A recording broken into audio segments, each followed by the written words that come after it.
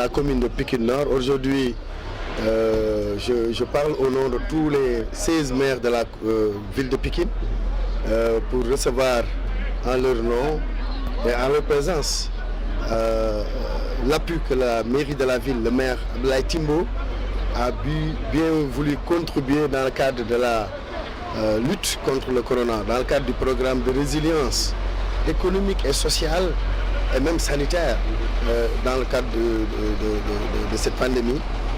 Il a voulu donner une contribution extrêmement significative en termes de denrées de première nécessité, en termes de gel, en termes de lave-mains, en termes de javel, en termes de riz, d'huile, sucre.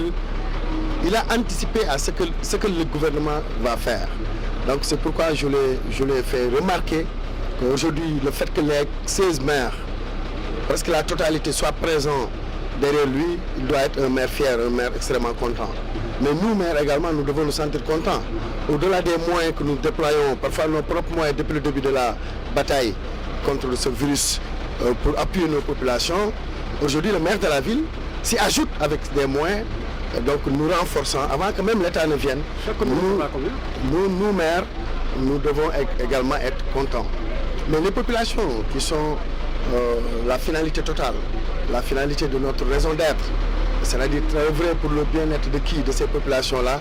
Ces populations pikinoises, dans leur globalité, doivent être également contentes. Alors le maire a déployé 262 millions pour le partager entre les maires de communes, pour qu'ils puissent appuyer leurs populations et leurs instituts de santé, mais également des associations fêtières telles que les associations de Badjanougour, des imams, des daras, des chefs de quartier et autres, des sportifs également.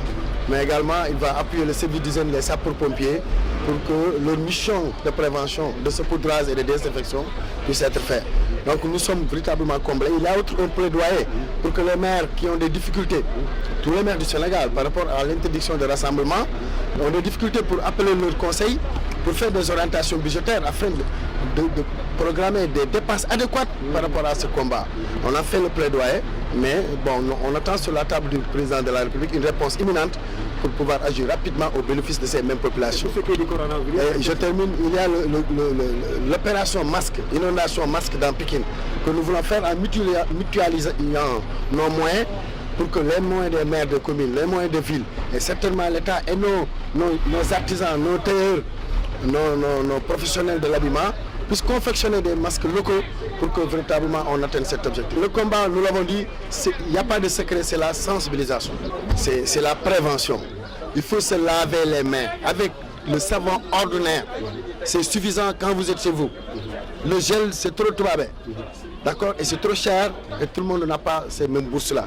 Les professionnels disent que le savon ordinaire et l'eau suffisent du moins. Maintenant, le gel alcoolisé, c'est quand vous vous déplacez, quand vous êtes en dehors de chez vous, là, donc vous pouvez l'utiliser. C'est pourquoi la prévention, en faisant les manières barrières que sont le lavage tout le temps, le port des masques et le fait de rester chez vous, éviter les rassemblements, je crois que c'est la meilleure façon d'un peuple de dégager le corona. Et la Chine l'a réussi. Ils ont été le premier peuple à étudier ce virus. Ils ont été le premier peuple à le vaincre. Aujourd'hui, nous ne devons pas avoir honte d'imiter ces mesures barrières préventives pour pouvoir également bouter d'or de ce pays le corona.